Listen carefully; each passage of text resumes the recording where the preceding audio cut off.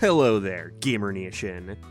You know, after a real busy couple of days, weeks, months, it's nice to just take some time to yourself and do something relaxing, like going to the beach. No, I live in California, so I stepped on like 3 syringes just to get to this PNG of a lounge chair. Unfortunately, one of them is probably hosting a very dangerous disease, so before I pass out, I think I have just enough time to enjoy the beautiful ocean before I succumb to whatever infectious disease has entered my square-shaped body.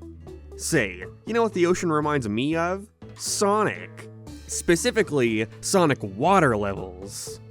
The segues get better every day. Sonic's water levels are far more notorious than his platformer contemporaries. In general, platformers handle water in a few ways. One is just as a bottomless pit hazard. 2 is swimming mechanics, which may or may not feature an air meter that slowly drains. Or 3, you just kind of awkwardly tread on the water and move around like a small toddler looking for an outlet to stick a fork in. Sonic games will either do one or all 3 of these elements, and so the water levels in his stages can vary vastly in quality. And that's what I want to talk about today. In the evergreen framework of a tier list, we'll go in chronological order and rank water levels from best to worst. But before we get into that, I want to take some time to talk about today's sponsor, MD Hair. This video is sponsored by MD Hair. MD Hair is the world's first medical-grade hair growth treatment customized to the exact cause and type of hair loss. No one wants to end up like Dr. Eggman, guys, let's be real. Based on a quiz you take along with a scalp image analysis, MD Hair will create a treatment kit custom formulated to your specific hair needs, whether it be wellness supplements, treatment shampoo, or treatment serum. The subscription includes a free 24/7 medical chat support with dermatologists and registered nurses. It's backed by science and uses over 100 natural ingredients. Why wouldn't you want to give it a go? Especially by going to the description and using promo code SPLASH-70 to get your first month of customized products at 70% off. Guys, you know me, I've got long hair, I would like to keep it, and so I've been really enjoying using MD hair products. Once again, click the link in the description, and use code SPLASH-70 for 70% off on your first month of hair growth products. Tailor-made for you. And thanks to MD Hair for sponsoring this video. Nice, some ground rules. Firstly, I'm ranking these based on enjoyment, art direction, music, implementation of water gimmicks when applicable, and how well it meshes with Sonic's gameplay. I'm not ranking each individual act, I'll be amalgamating each act from a zone into a median and rank it that way. If the level is distinct enough but in the same game, then I'll also include it. That rule only really applies to Sonic Adventure 2, but I figured I'd say it for posterity. 3. If the game doesn't have a water level, I'll just grade its closest equivalent, which I'd consider a beach level or a level that heavily features water in the art direction in some way. Lastly, since water levels appear at different points in each game's difficulty curve, I won't factor that into the ranking. Oh, and mainline Sonic games only, sorry Water Palace enjoyers. Having let all that down, let's begin with... Starting off with a real winner here. Labyrinth Zone is the poster child for bad water levels. It's blocky, slow, you're wading through the water for most of your time with no real way to avoid it. And there are so many obstacles that can just blindside you. There's these badniks that pop out of the ground and your only telegraph is this tiny drill you barely see. This level implements vertical set pieces like this pulley platform section where if you're not looking up, an action that you intuitively do not do in a Sonic game often, you'll get thrust into a spike pit.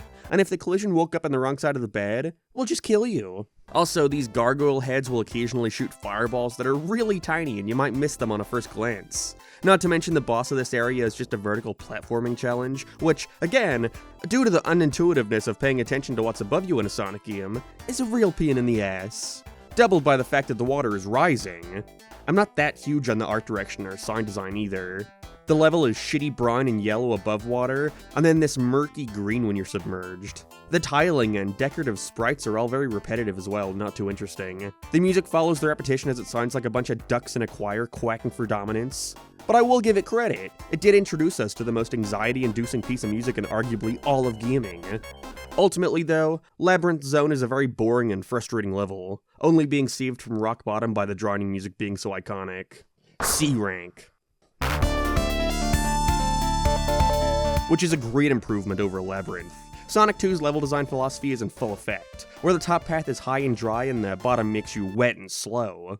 There are lots of places on the top path where you can fall into the water, so being careful while maintaining speed is a good challenge and very fun. It is a bit frustrating having Grinder over here pop out like the Kool-Aid Man and landing you a cheap hit every now and again, and the foreground elements can be very cumbersome. Trees, waterfalls, and pillars can frequently obscure your view, and cause you to take an arrow to the head because you can't see the fucking thing. It also just feels like the foreground parallaxing on these bushes is off, but that might just be me. Eggman's whatever, really boring, easy, and doesn't have all that much to do with water, so it's a real missed opportunity. Music's a banger though, unlike Labyrinth Zone, which is just horrible grating noise. Aquatic Ruin has a nice track that matches the name perfectly. Listening to it on its own evokes the image of the level straight away. Another improvement over Labyrinth. The aesthetics are better too, the toilet colors have been more muted and contrasted with grey bricks and green shading to the pillars. The background, while simple, hosts nice shapes and coloring, and the sprite work is gorgeous. Aquatic Ruin is a fun level that rewards replays by learning optimal routing. Only thing that keeps it from being an A is the annoying bullshit mentioned before in Eggman's boss fight. B rank. Sonic CD, the red-haired stepchild of the classics, is here, with Tidal Tempest. And I honestly think this is worse than Labyrinth. While Sonic CD's design complements a more explorative, vertical approach to level design, water physics make it feel like such a chore. On top of that, every set piece in this level is a mistake. We have these slow-ass pipes that pull Sonic along at like 2 miles an hour. Hurry up! We have this endless pit that cycles until you get in the right path, which is an idea recycled from Labyrinth Zone, only now infinitely more annoying due to how many different little openings there are. There's these fireballs which you think would damage you but just push you, like what the fuck? And lastly, the level design is fairly repetitive. This stage is generally split into like 2 or 3 rows of horizontal level design, with vertical chutes to get you up and down in the water, so there's no real challenge in avoiding it. You can just choose which path you want to go on, and considering how annoying and hazardous water is, you're going to want to avoid it. But you shouldn't want to do that because you're avoiding prime opportunities to get the good ending by not interacting with it. The boss is also kind of reverse Labyrinth Zone, where you descend down into the water and have to suck up all the air bubbles protecting Eggman. It's not hard, just long and boring. The zone's only saving grace are the art and music. You can't go wrong with either soundtrack, with the English track being very atmospheric and groovy, and the Japanese soundtrack being this abstract funky tune that makes you want to do the snorkel at the club and pick up some bitches. Speaking of abstract, CD's level art is so fucking cool. The first frame of Tidal Tempest shows us these exploding volcanoes contrasted against a pitch-black sky, giving off a very ominous, threatening vibe. And then you descend into the water and it's this beautiful sunken ruin paradise. Tidal Tempest is a really cool looking and sounding level, drowned in its annoying design and lack of any real challenge. D rank. Sonic 3 and Knuckles is up to bat with Hydrocity. Now, people can say Hydrocity, but to be blunt, they're wrong. Hydrocity is easily the best water level in the classic series. It smashes together the previous 3 zones and turns it into a genuinely fun, fast-paced level. There's lots of intertwining paths that reward your curiosity, there's lots of cool set pieces, the music and visuals kick ass, and it's the first level to introduce water running, which as a kid blew my mind. Non-boost Sonic games rarely do this, and it's honestly a shame because it never ever gets old. Seeing Sonic run so fast that you're splashing up water effortlessly. The bosses here are great too, as they actually use water as part of the fight. In the first act you have to time your jumps with the water physics to avoid getting hit, and then get your hits in before the boss spins you around like clothes in a washing machine. Eggman's fight involves you having to use the water tornado as a platform to hit him, or jump in the bombs at the right time to get enough airtime to smack him. It's very creative and the most fun out of all the bosses here so far. There's really not much to critique. These sliding blocks are kind of annoying, as are these cylinders. I'm not particularly a fan of Sonic games making me wait for blocks to slowly be accessible to pass through, but honestly, they take up such a little time and can be bypassed if you know which routes to take. Really great level. A tier. I mean A rank. Sonic Adventure is Sonic's first 3D outing and doesn't have a dedicated water level. Huzzah! Granted, there are areas of water you can go and drown in, but none of them are hazardous enough to warrant discussing. Except for the Snake in Lost World. That thing fucking sucks. The only reason I decided to pick Emerald Coast over Lost World, though, is because it's a beach, very creative, I know. Emerald Coast is a fantastic level to start Sonic's 3D career with. There's lots of opportunities to sequence skip with the spin dash, it has memorable moments with its fucking wheel, and rewards your ability to keep speed up, maintaining momentum and using the spin dash intelligently. The music's also pretty chill, not one of Sonic's best, and the art direction is similarly average. It is very much just a beach resort at the beginning, but it feels like the artists kinda ran out of steam near the end. We start with this jam-packed coastline and end with a small sand strip with random chairs, umbrellas, and palm trees. Okay. I think the level's fun enough to compensate for the less than stellar presentation, though. Every part of it's memorable and a joy to replay. A tier. Sonic Adventure 2 technically has 2 water levels, so I'll rank them both. First off is... this level is bad. I already inherently do not like the treasure hunting stages in Sonic Adventure, given that they're pretty counterintuitive to what makes Sonic appealing in the first place. While Knuckles has the best acceleration out of the cast, his levels don't accommodate it, especially this one. It's a boxy labyrinth of ugly mine shafts and water switch puzzles to raise and lower the water. Not to mention the gimped level radar makes it so you have to find the emeralds in a very specific order, unless you get lucky and find it by happenstance, which is not gonna happen. The rap music is pretty good, the only real thing I can say about it. It's just that everything bad is also not interesting to talk about. It's a bad, boring, frustrating level. Get it away from me, D tier. As for its contemporary, Dry Lagoon... that fucking thing interrupt me? Dry Lagoon has the same problems given that they're inherent to the gameplay style. The thing that saves this level from being at the bottom of the septic tank though is that the music is great. The level is a lot nicer to look at too, this turtle is pretty sweet, and it's less boxed in and maze-like. This one's a C tier. I don't want to treasure hunt in these games ever again. Seaside Hill's up next, and it rocks. Sonic Team's first multi-platform modding starts strong here. Seaside Hill has fast, frantic platforming that seamlessly weaves the 3 teams' members' playstyles together. You're constantly having to make micro-decisions to pick which route to take, and which character to play as to make the fastest time. Certain team members will also affect how certain objects in the game work, like the cannon. Speed and Flight have the cannon shoot you off in different directions, while Power Type lets you manually control it as an offensive weapon. It introduces the mechanics very well for the most part, omitting the finer, more technical things you can do, like how to pull off the Rocket Excel effectively, which does suck, but it's something you can learn as you play. The second level, Ocean Palace, ups the ante a bit by having you use your team members' specific abilities to find hidden secrets. It also has a fun set piece where you're platforming on these turtles, having to choose which ones you want to land on while making sure you don't fall off into the water, which can be tricky. The level ends with you running away from these boulders, Indiana Jones style. It's all great.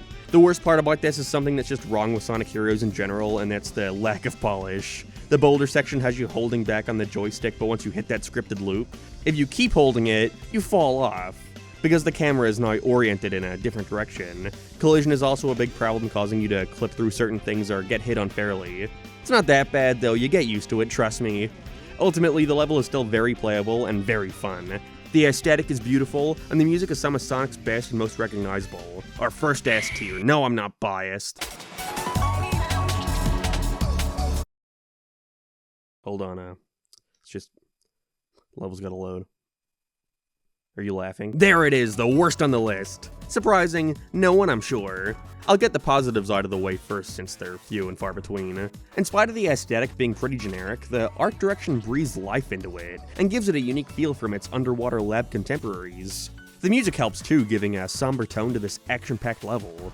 At least, it would be action-packed if the game wasn't broken. Sonic 06 holds this level back entirely due to the broken controls, the awful collision detection, the slowdown, the lack of polish really. Playing Project 06 really helps show the potential of this level, but sadly couldn't be achieved due to Segaing all over the place. The ball segments are very cumbersome and lead to many cheap deaths. Homing attacking them is also problematic due to the lack of any reticle or indicator of where it's going to land, and the sections with Tails and Knuckles don't really tap into their unique gameplay styles. It's a shoddy display and honestly makes drowning seem like the more appealing activity. D tier. Jungle Joyride is so fucking cool. The Hedgehog engine's premier outing gives us the best looking Sonic game we've had to date, and Jungle Joyride is perfect proof of that. The OG game ran sub 30 FPS generally, but since we have the Xbox Series S now, I can arbitrarily choose to use that version as our frame of reference. Woo! Feeling good. Also no, not covering the Wii version. Why? I don't wanna, don't have to. The level feels like a bunch of regular-sized Sonic stages stitched together in one gigantic playground. It's honestly one of the Boost game's best levels. You're blazing by so fast and constantly making different decisions. There's lots of hidden paths to take that cut down on your time. The scenery you're running past is almost constantly changing and feels very handcrafted. It's like every frame a painting, but with a blue hedgehog.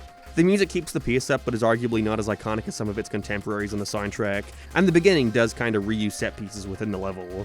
We go through a jungle tunnel like twice with quick step challenges, and we run on water twice as well, which is a bit repetitive. sadly keeping it from reaching S tier, landing it in a high A. Make no mistake, this is one of Sonic's better levels, and you'll feel real joy while riding on the jungle Joyride. Just cut this part out, please. Now we're at Sonic Colors. I think... Was there something else here? Well, if it was important, I'd remember it. Anyways.